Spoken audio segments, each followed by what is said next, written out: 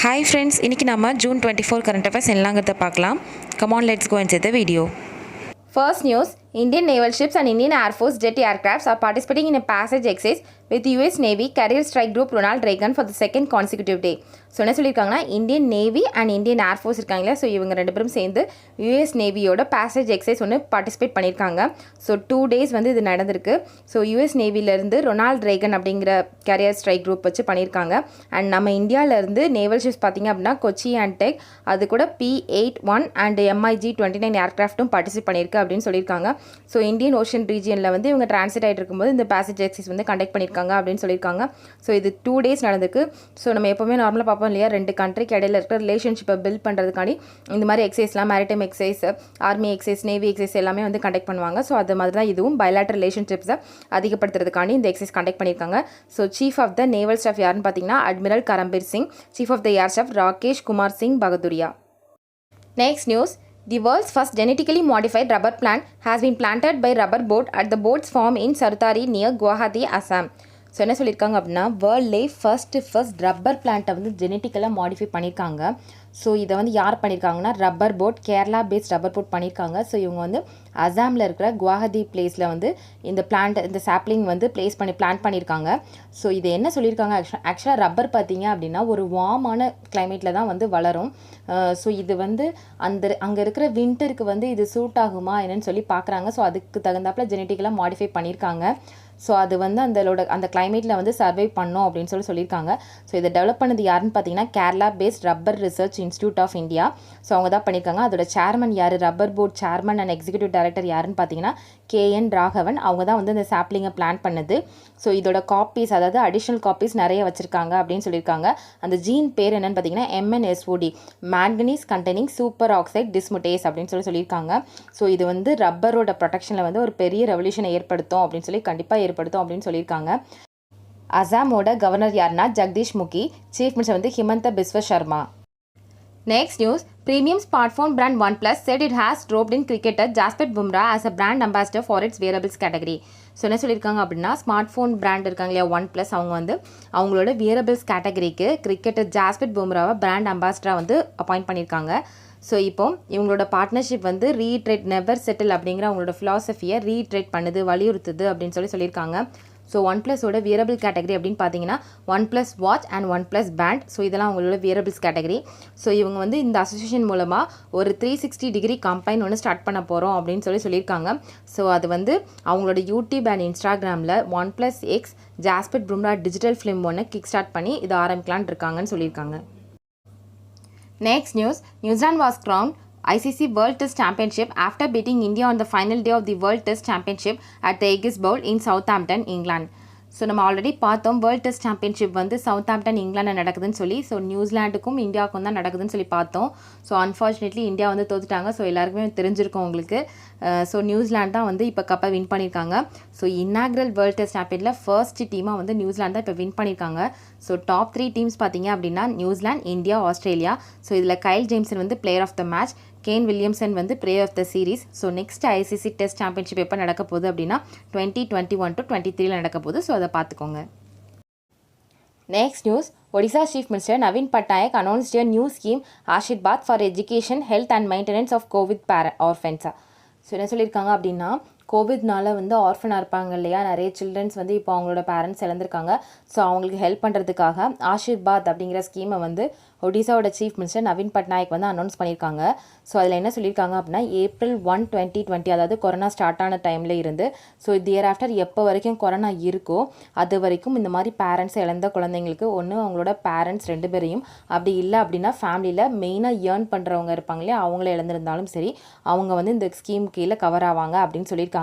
So அவங்களுக்கு அதாவது வந்து அந்த சில்ட்ரனை ரெஸ்பான்சிபிளாக பார்த்துக்கிறவங்க இருப்பாங்க இல்லையா, ஸோ அவங்களோட பேங்க் அக்கௌண்ட்டுக்கு 2500 பெர் மந்த் அமௌண்ட் வந்து டெபாசிட் ஆயிரும் அப்படின்னு சொல்லியிருக்காங்க. அண்ட் அது மட்டும் இல்லாமல் அவங்களுக்கு ஏதாவது ப்ராப்ளம் அப்படின்னா ஃப்ரீ ட்ரீட்மெண்ட் வந்து பிரிஜு ஸ்வஸ்திய கல்யாண் யோஜனா கீழே அந்த ஸ்டேட் கவர்மெண்ட்டோட யோஜனாக்கு கீழே வந்து கொடுப்பாங்க அப்படின்னு சொல்லியிருக்காங்க. ஸோ அதிலே என்னெல்லாம் சொல்லியிருக்காங்க அப்படின்னா அவங்க வந்து நேஷனல் ஃபுட் செக்யூரிட்டி ஆக்ட்டு கீழே வருவாங்க. ஸோ அவங்களுக்கு ஃபுட்டும் கரெக்டாக கிடைக்கும்னு சொல்லியிருக்காங்க.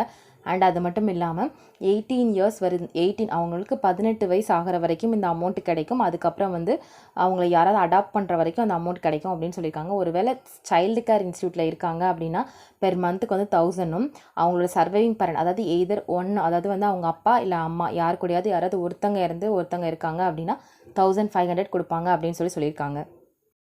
Next news, Hong Kong's largest pro-democracy newspaper, Apple Daily, will shut down online at midnight on Wednesday and print its final edition on Thursday.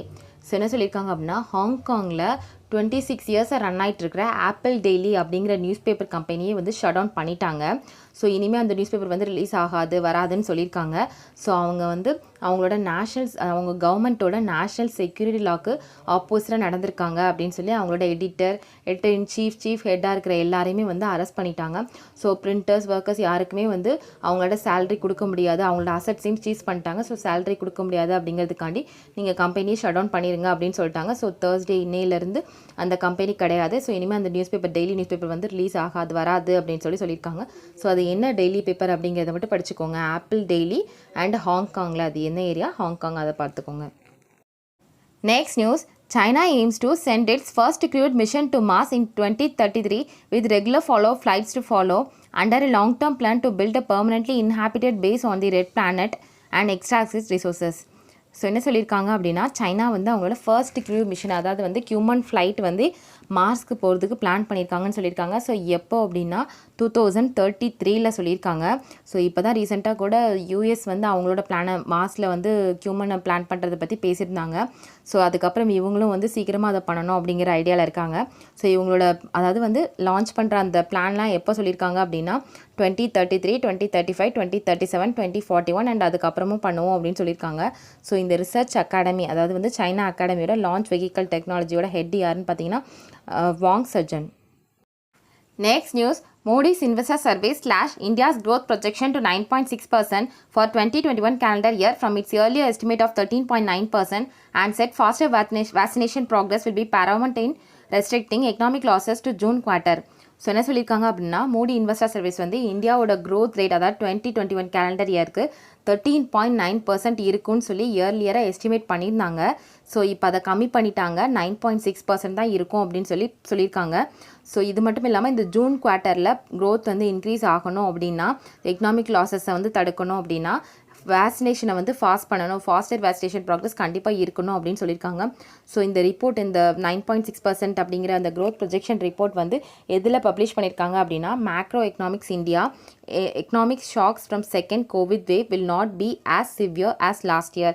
So அப்படிங்கிற ரிப்போர்ட்டில் தான் வந்து இந்த டேட்டாவை ரிலீஸ் பண்ணியிருக்காங்க. இந்தியாவோட எக்கனாமி வந்து 7.3% வந்து குறைஞ்சிருக்கு அப்படின்னு சொல்லியிருக்காங்க 2020 to 2021.